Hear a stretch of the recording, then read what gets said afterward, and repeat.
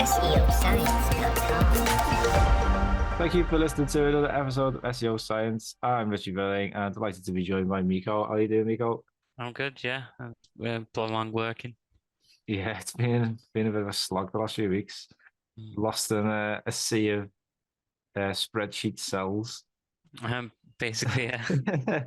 But starting to see the light now. And we wanted to chat today about something that's been popping up in the news lately, especially in the US, which is ads and pay-per-click campaigns, or PPC, as it more commonly known. So we're going to talk a bit about what they are, different examples of ad platforms and how they work, what role ads play in SEO, because there's always been a bit of a distinguishing sort of feature between ads and SEO, but there are them overlapping parts as well. And then we're going to look at a couple of cases that the US government has launched against Google. One was about monopolies, like Google definitely monopolizes the market on ads. So how we're going to look at how the case is going against Google there, and we're going to look at another case that is coming up in September, which is all to do about online ads, and that is again being brought against Google by the US. So lots going on, lots potentially to change in the future as well. So we're looking far ahead at the potentials. But let's look at them now. So Miko, what are ads and what is PPC, like on a basic level for anyone who's listening up there? Yeah, so pay-per-click is the way that advertisers and companies, so like Facebook, Instagram, obviously the same ones from Meta, and Google, now Bing as well, have moved into a space where they can ask you to pay in order for you to appear somewhere, wherever that might be. So there is quite a lot of things that go on, and like there's a lot of differences between the different platforms, but the principle is pretty much the same across them all, which is that you're paying for visibility, you're giving them a budget, and whatever you do with that budget, that's what they will give to you. I think the question we can answer by the end of this is like, what can be the effect of PPC on your business, and whether we think that it might change with the lawsuits coming in as well. Yeah, it is. It's people get a bit cynical about ads, especially if they do invest a lot of time and effort into SEO, because when those algorithm updates roll around and traffic drops. And then you have all the ads ones at the top, just sitting there. Yeah, well, it's because people have lost the traffic and they need to. You can't. Some people can't afford to lose the traffic. They rely on it for income. So that's when you're forced into situations where you have to pay for ads, and that's where people get the backs up. But I always found it quite interesting how ads work, because it's all auction based, isn't it? So what you're doing is essentially setting your budgets and your limits and for different keywords, and when you're trying to get to that top spot on Google search, you're bidding against other people, and it's like a blind auction. You don't know what other people are bidding. There's some SEO tools that can give you like ideas, like Amazon ads, for example. They will give you a bracket, but who the hell knows how accurate that is really? Because there is that sort of angle with ads that they want you to spend the money. So it's difficult. I mean, what's your experience with different ad platforms? So for my apprenticeship, we'll start off with the social media ones and then move on to Google, so that we can segue that into the next part of the discussion. But my experience is, so the first experience I ever had of working on any kind of advertisement was actually Facebook. For my apprenticeship, I was given a company which was kind of like they were advertising scented candles, and that was like what they were doing. So the person who's responsible for like teaching me and like doing my apprenticeship, my tutor, I guess you could say, they asked me to do this campaign, which involved making like a load of different ads and A and B testing them and seeing like which ones get the traffic, which ones don't, and creating posts based around it.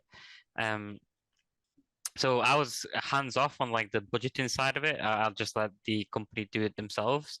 But I had to create them on Canva and just to tell them, oh, this is how I think you should do it for your product.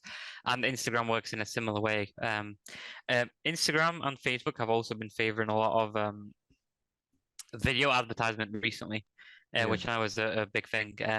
Google also. We'll talk about that later when we get to Google Ads anyway. In recent years, especially it's like the short form content of like the shorts, the reels, TikToks, whatever it might be, is a lot more appealing to like people. So all the companies have moved to include that, and Facebook and Instagram are no different, obviously. Yeah. So when I was working at GarageRay, what we tried to do was come up with a lot of ideas for short form content and long form ads that we can then run. We tried TV advertising, which I guess is an old school type of pay-per-click. I mean, you pay for the certain channels that show it, and if you think about it that way, the current way that PPC works is not that much different. Like radio advertising, TV advertising was just a precursor to what's happening now. And with that, we had middling success here and there. People were more interested in like an instructional type of video rather than like an advert that was selling them things. Yeah. And you know, it wasn't exactly something that older audiences were looking for. They were more interested in like how do I do this and like the DIY side of the company. And then that's basically my experience with that. And then Google Ads is more my speed, to be honest. Then because I've had a lot more experience with that one. Yeah, I've used Facebook ads myself before, more for selling books, and I do think it is one of the most effective methods of honing in on your audience because you've got all these like, people voluntarily join different groups. They tell the platform what they're interested in, as well as the algorithm learning about what people like as well. So you can really hone in on your audience if you know who and like the demographics of your audience and who exactly is interested in what you're buying. You can really hammer the ads on Facebook and just nail in on them people. So yeah, I do think it is good in that sense. I haven't used it for a long time though. It did start with I think the reason why I stopped using it is because the pay-per-click started going way up. So you could be paying like 30 pence for each click. And then it was going to like way over like £1. And if you're selling books, the profit margins are nothing anyway. So it became unsustainable. And I think that's what we're going to get into in a bit is that these ad costs increase and that drives businesses to finer margins. And then it puts whole pressures on everything. But something I was going to ask you about was Bing ads because we spoke a couple of episodes ago about Bing, and I mean I think it's about up to about maybe 50% of the traffic that I'm getting from Google Ads on my personal site is now coming from Bing. So that the increase is massive, and I'm just wondering whether Bing would be cheaper than using them like to Google at the moment. Yeah, I think it would absolutely be cheaper. I remember a little experiment we did on GarageRay. It was considerably cheaper than our ads, but as I will go into later, our ads were quite expensive because of different things and different factors that we were using. We had a very extensive budget for AdWords in that company, and the reason for that was because there was a lot of weather-based things that we were doing, so that changed it a lot. But with Bing, the difference was that it was a lot cheaper, yeah. But if I remember correctly, there's like a cap at some point, like you can reach a cap. That's not a thing with Google. Yeah. Like there are because Google doesn't really want to cap it because then they make more money. Whereas Bing is more like holistic about it, which I think is good because they're not getting sued right now, so that's probably why. Have you seen what's happening as well? I'll stay away from that one. a way that the Bing Analytics works is literally identical to Search Console and Analytics as well. So you can just track all the progress of your campaigns on there and things like that, and it's very nice and handy. Some things I was looking up before, I think yesterday or the day before, when I was looking at the court case going on between Google and the US, was that Bing is now like it's trying to make ads more obvious in recent times. Apparently, when the Bing was still going, which I think, yeah, I did notice when I was still doing it, was trying out the ads on there, was that it was quite hard to distinguish what was an ad and what wasn't. Yeah, Where Google, you get the big sponsored tag at the top, but I mean, most older people probably wouldn't know that very well. but it's Like if grayed they were out looking as at, well. Like the sponsored, the text is like a very quite faint color. yeah, of course, yeah. Whereas on Bing, yeah, it was less obvious. Now, what they've done is they've tried to make it more obvious, and also, um, they, I think it's called like green advertising. So, say if someone's being like environmentally friendly, they put those ads at the top. Well, they're like they would have previously anyway. But then they say like this has been chosen for X reason or whatever, and it's like because they are like environmentally friendly products or environmentally friendly companies. Interesting. Well, yeah, it was it was an interesting read as well. Yeah. Yeah, I do think it works against companies when they make the ads too subtle. Like I remember when Musk took over Twitter, and the ads just were just like seamlessly blending in with your timeline. And I'm looking at some of them, I'm just thinking, who the hell is this person? I don't want to clue who this person is. Why are they on my timeline? And then you're like looking around for like an ad, and there's just like a tiny little A in the corner. And it's just you can't do that. It's just you feel like you've been tricked, and that annoys you, or you feel like you've been conned, and then you get more disgruntled with the product. So I think being open and honest is definitely the best way to go. With it's interesting that you mentioned to circle back to social media again. It's interesting that you mentioned like the ads thing on Twitter, on Instagram, Facebook, and YouTube. When you scroll past, you will see these short. When you scroll on the reels and shorts, sorry, you will see these ads that pop up. They take up the screen just exactly as like a normal short would. Um, and they do say that they are sponsored or an ad in the bottom left corner on Facebook. I think on YouTube it says sponsored above the video title, like at the bottom. Yeah, However, if you just casually browse, you might not even know that's a thing. On YouTube, when it's like in the full player on desktop, it is so obvious that it's an ad because it has a yellow play thing. It has skip ad on it most of the time. It tells you when the ad's going to finish, but that's not the case on YouTube Shorts. And then additionally on Facebook, what it says is like if you're in the middle of watching like a reel or yeah, I can't even remember what it's called. I think it's called reels. When you are in the middle of it, at the bottom left corner, it will show you like a circle and it says ad starting soon.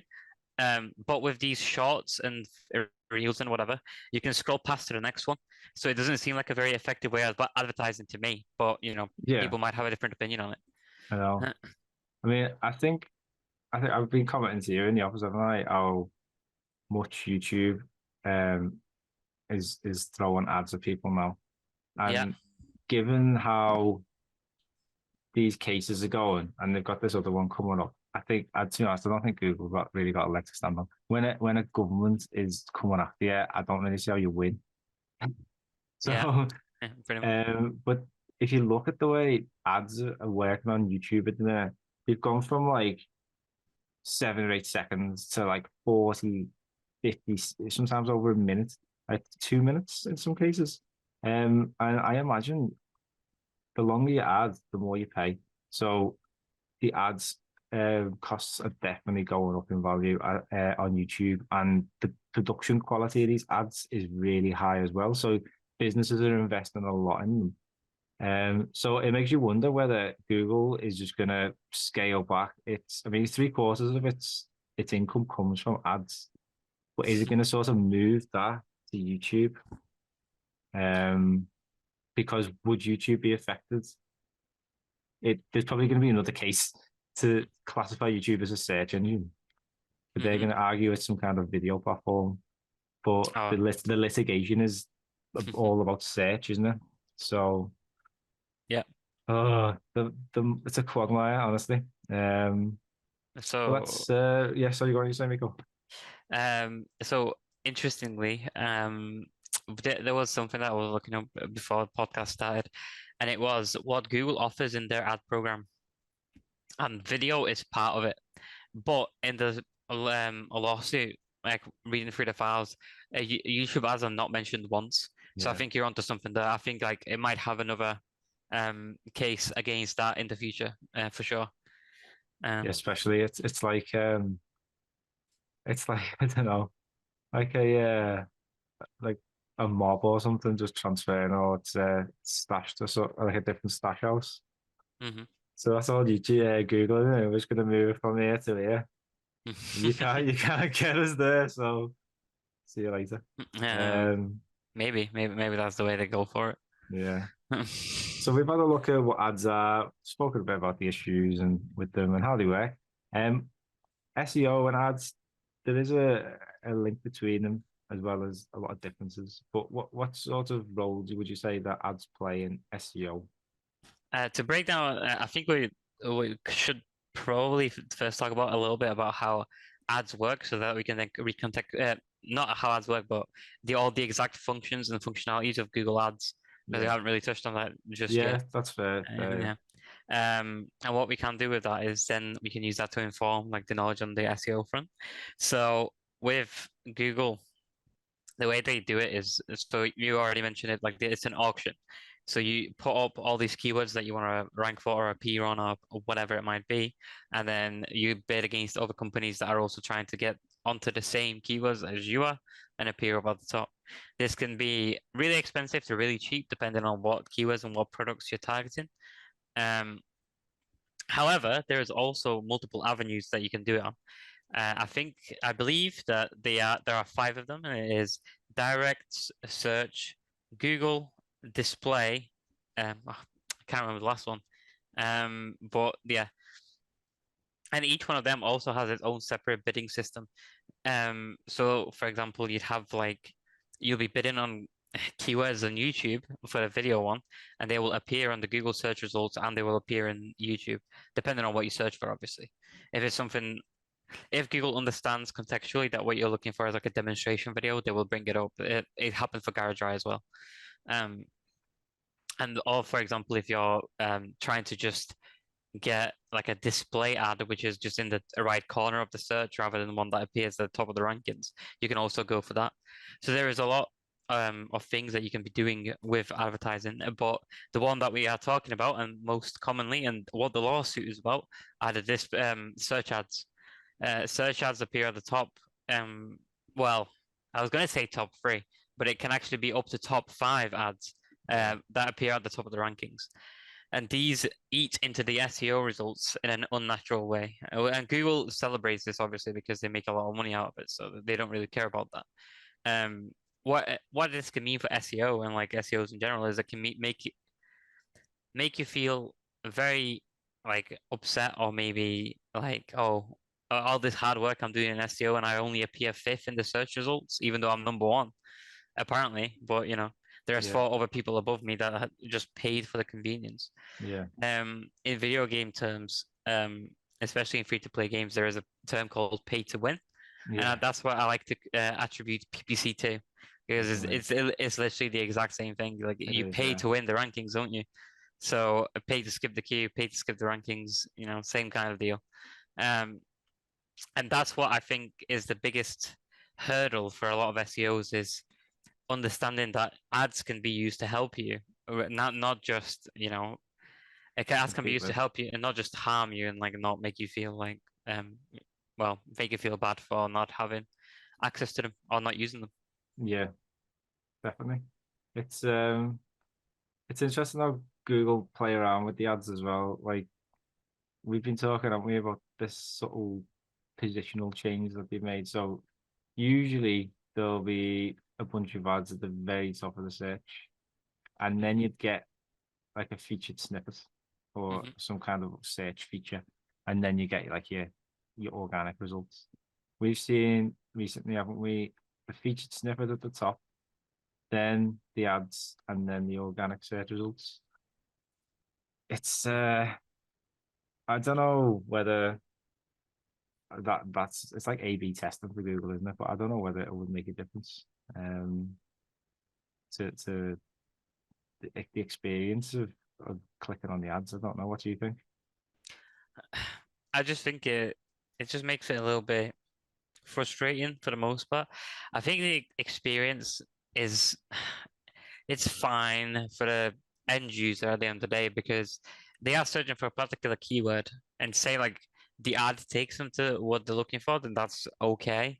Yeah, But in terms of like things that appear in our niches, most of the time this isn't a problem. Like we only really deal with like the search ads that appear at the top. But when you have like especially with carriage, oh, I remembered the last one was shopping ads. That's what it yeah, was. products and stuff. Yeah, Yes, exactly. Yeah.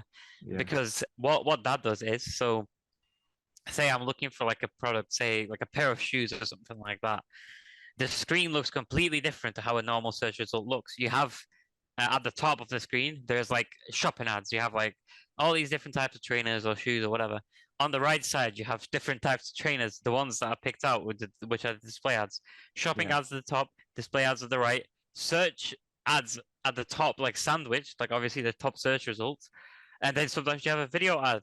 So you have all these things just congested at the top of the searches for what you're looking for, rather than actually finding like something that's like organically there.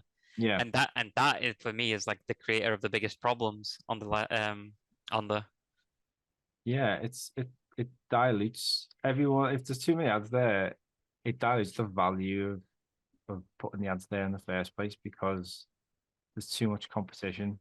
Mhm. So like, what's the point in being like third in a bunch in a list of 5 ads? Yeah, exactly, yeah. It's like, and you're still probably paying. I mean, I've seen some crazy, crazy cost per clicks in the last few years. Like in our niche, we just one keyword, and the cost per click was like $120. Because it's trying to match it to like the potential conversion that can come from it. That's why. Yeah, And so and I mean it makes a lot of sense. but that's That's why what. it'd be that high. But it's the market that's driving that price up. Google's not Yeah, saying that's the deal. yeah, yeah, of It's course. the individuals who are going to these extremes and putting the bids that high. Yeah, exactly. Um, so it is mad. So what do you think about like which sort of flirted with the like the role that it can play? So obviously, if you take a hit traffic wise, you can activate ads to try and fill the void, or you can use it to help get a bit of traffic to a growing site or a brand new site. What other kind of roles do ads play, do you think, in SEO?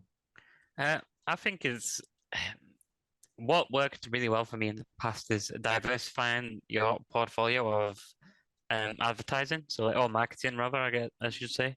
I mean, they're both kind of similar anyway. But so say so you want to do marketing, so you have one channel. A primary channel might be SEO, so you have that covered. Then you have PPC. Then you have social media. Then you have email marketing, maybe. You might have some physical type of advertising. You might deal with the press to get like press releases and news and stuff like that. And having all of those combined together and by working together is the best way to make it function, have the rankings and stuff like that, which I think is the biggest positive that you can have on that kind of level.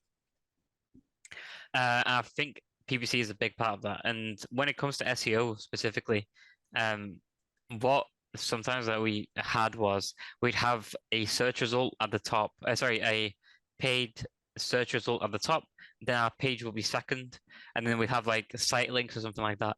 When you have it like that, it basically creates, which is funny when we get to the next part, a monopoly on that search term because Yeah, you have every single result possible covered. Like you have everything. And that's what a lot of companies like try to do with a lot of the products on Google anyway, and on other types of advertising too. interesting, isn't it? I think it's quite good using ads to test like conversion rates on landing pages as well, because sometimes like if you're waiting for pages to index and get a decent position, you're waiting ages. If you want to do quick tests to see how effective the layout and the structure of your site is, then you can just use ads, can't you, to get Yeah. traffic to it. Uh-huh. So yeah, we've covered that quite a bit of detail. Let's talk a little bit about these cases that are ongoing against Google. I know you've got quite stuck into the first one, which is all about the monopoly. Did you want Yeah. to give us a bit of a rundown on what's been going on?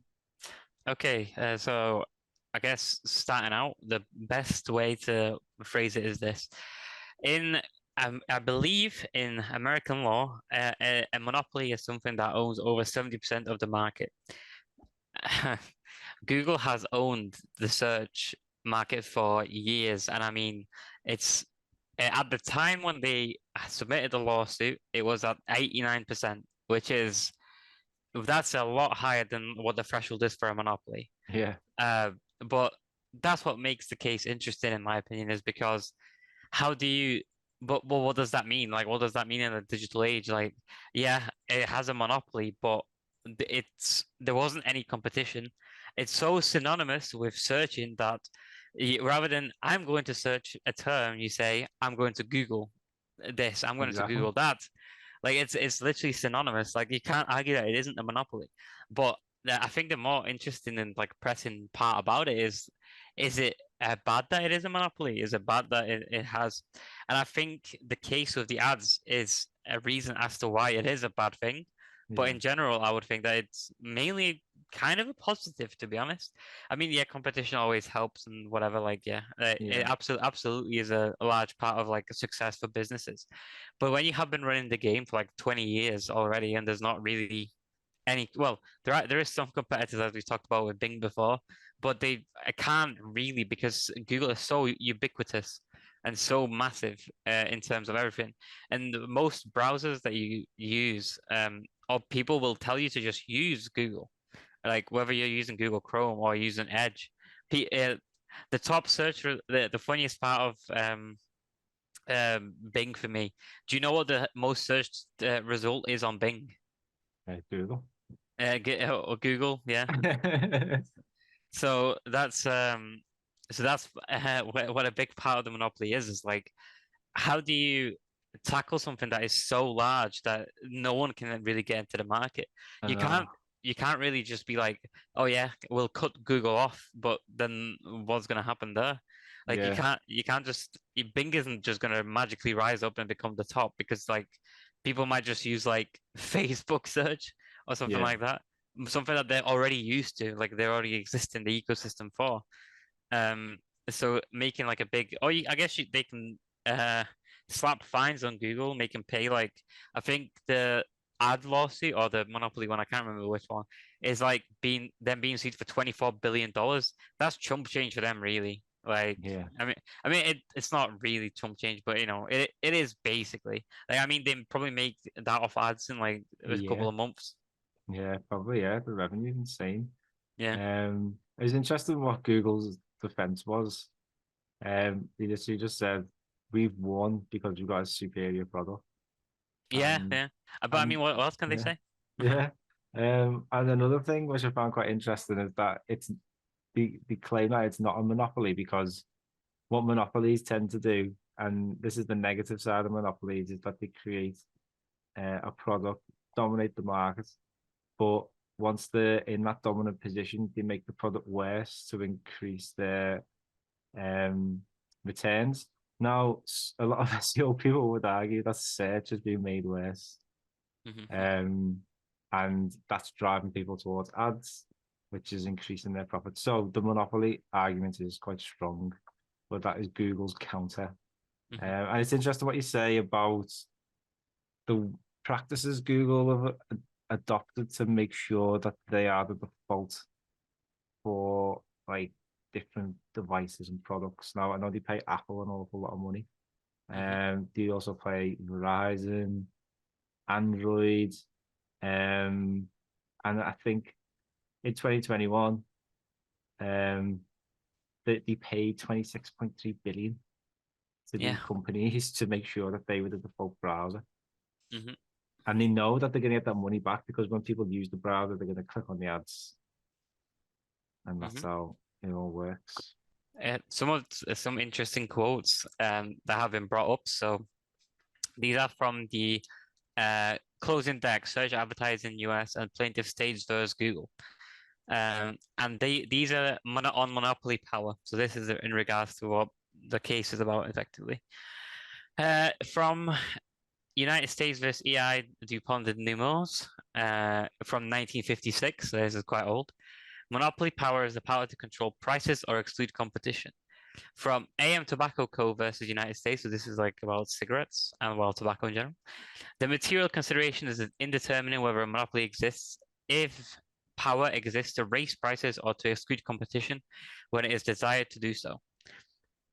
Then from United States versus Microsoft, interestingly enough, from 2001, direct evidence shows a firm's power to control prices or exclude competition. So it goes along the same lines as the 1956 one. And then finally, Microsoft commenting on it, I think in the same one. Monopoly power exists where something a firm without a monopoly would have been unable to do, or behavior difficult to explain unless the defendant has a monopoly product. And I think that last one in particular, especially going with Microsoft and their monopoly over operating systems, obviously with Windows. Yeah. What is interesting about it is that difficult to explain unless the defendant has a monopoly product. And I think that is true of Google. Like, I think that is the most true thing about Google, actually, because how do you explain the fact that rather than like paying like an ad spend or like a budget for ads, like if you in old school advertising, you'd pay like 500 and you have your ad shown on like the radio, or sorry, they talk about your ad on the radio or something like that. But you have this like a bidding system where people are like basically bidding with the business to try to like, get to the top because that will get them conversions. And I think an auction system like that would be difficult to explain unless you specifically had like an iron fist over it. Yeah. Like because I group. Yeah, exactly. So that is really interesting for that monopoly thing. I think what this is going to have an effect on about regardless of what happens, I think, like I said before, that I just don't think it would really change anything. I think what's going to happen is they're probably going to get fined, and that'll be it. Because currently, like Microsoft just isn't catching up. They don't really have like the capital, and they have a lot of different venues to worry about rather than just that. They obviously have like the gaming, they have the operating system, they have Microsoft Word and stuff like that, which Google is also trying to compete with Google Drive. They have all the cloud stuff as well. Yeah, and all the that's the biggest moneymaker as well, the cloud technology stuff. Yeah, you're right.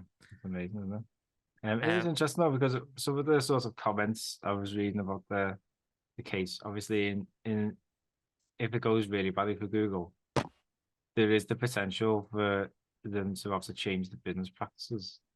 And I think the pivot towards YouTube could sort of be an indicator that they are worried that that could actually happen. It's interesting, some of the other allegations that are being thrown up. There was someone's about like anti-competitive mergers and publishers being bullied and forced essentially to use the ad technology. And the judge that's looking over the current case, he basically said the central issue with Google Ads is that or Google search is that there's basically not much of a substituted ability. That's what his phrase was for advertisers. If 90% of the market is there, that's not, you've got no other option, have you really? And that's what it comes down to, I think, in that particular case. Yeah. So what did you read about the ad one?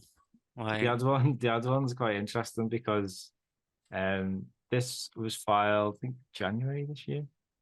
It's going to be here in September, and this one's all about online advertising. And there's been a lot of states piling into this one, and when I was reading up about it, and the commentary again was quite interesting. Some attorney generals have given quotes to the media, and there was one particular quote which I found quite illuminating. And if you're like looking at the reason why the US government has been so motivated to Mhm. bring not just one claim against Google, but two. Mhm. And this quote basically said that we allege that Google has captured publishers' revenues for its own profits and punished publishers who sought out alternatives. Those actions have weakened the free and open internet and increased advertising costs for businesses and for the United States government, including our military. Mhm. I Oh, think that last bit is the most telling. yeah. So if you start going up against the government and the army in particular, I think your days are numbered. But this case is all about what we've basically been talking about. It's like an extension of that first one. It's um, digital advertising in particular, and again the lack of options people have, and there seems to be a lot of other allegations thrown in, like attempts by Google to prevent other people from sort of wading in the market and trying to take some of its share. But yeah, it's going to be quite interesting, I think. Mhm. Have you looked much into this upcoming one as well? Yeah. So one sec. Let me just bring up my doc again. I'm trying to find another quote of it. So this was Google search manipulates the odd action. It incentivizes advertisers to bid higher. That's basically what the United States alleges. This is again some quotes from chosen from things that were basically talked about before, and these are all big players in the internet that have been sued already by the United States at some point, or they had a lawsuit against them. Yeah. So, uh, United States versus Microsoft 2001. Defenders' burden to show a sufficient justification for its conduct, specify and substantiate its claims in regards to obviously search for this case. United States versus Dentsply in International. The government having demonstrated harm to competition. The government having demonstrated harm to the competition. The burden shifts to Dentsply to show that its exclusionary contractual provision promotes a sufficiently pro-competitive objective. So Google does not want to compete because they already have the monopoly. They're not really interested in competing. I mean, even if Bing is trying everything they can with AI and stuff like that, like it would take years for them to even come close to catching up. I mean, yeah, maybe say Google gets removed out of the United States, you can't use Google anymore. Similarly to what's happened, trying to basically going to happen with TikTok probably. Say that they do that and they say nope, no more Google in the US. You can't show it. Similarly to like Weibo or something like that in China, where you can only use that as a search engine. Yeah. Say that happens, or what is Bing gonna move in to like get the market share on all the other countries? Of course not. In the UK, we'd still use it. In every other country in Europe, it's still probably going to be the most used search engine. Yeah. There's not really going to be a different one that people go to use because it's just like I said, ubiquitous. There's not really anything there. Yeah. You're just gonna have all the Americans saying Bing this and Bing that. Yeah, exactly. And then FTC versus Meta. So the pro-competitive benefits argument is a centerpiece of Meta's affirmative defense to the FTC's claims. Because it is an affirmative defense, Meta will bear the burden of proof on the issue. Basically, what this was meaning back when Meta was being the one sued, basically, was that they had the monopoly on every single social media platform, which is true. I mean, it's still true right now. Like Instagram and Facebook absolutely dominate every single other social media platform. I mean, the only one that comes close is TikTok, but again, you could argue that TikTok isn't really a social media and it's more of a video hosting site. Yeah. And for that to be the case, obviously, for Meta, there isn't really a defense similarly to Google, in my opinion. Like they do have the monopoly over it. Yeah. But trying to say that they can be pro-competitive might be a bit different. In fact, speaking of Meta, just quickly as an aside, did you see that they released like their own version of Twitter? That was like last year, I believe. Threads, over. Threads, yeah. Yeah. Which I believe that again, like this pro-competitive thing is just a load of waffle, really. Because I mean, if they could just release a product that's effectively the same as Twitter and like they don't get punished for it, then it's that he's just like, oh yeah, we can just do whatever. There's not really Yeah. anything that they can do to stop us. So It's crazy. Mhm. It's a competitive and cutthroat world. yeah, In the upper echelons of the tech game. I'm sure Neil Patel has something to say about it. Yeah, keep an eye on your inbox. But Nico, thank you very much. Been good chatting with you as always. I hope listening at home you've learned something new and interesting about PPC. I'm sure we're going to come back to the subject as well when Google hits the court scene again in 4 months' time. Yeah, we'll be back in September to talk about it and see what the verdict was. Although I'm sure it won't just be one. It's probably multiple visits to court for Google. And I imagine I think that case is going to go on for months and months and months. Like it's the one that's been going on at the minute. I think that one's been going on since September. Yeah. So that's like 7 or 8 months. It's crazy.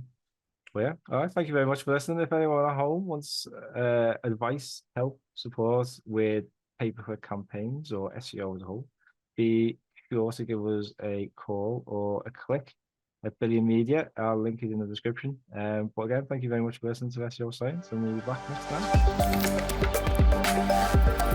time.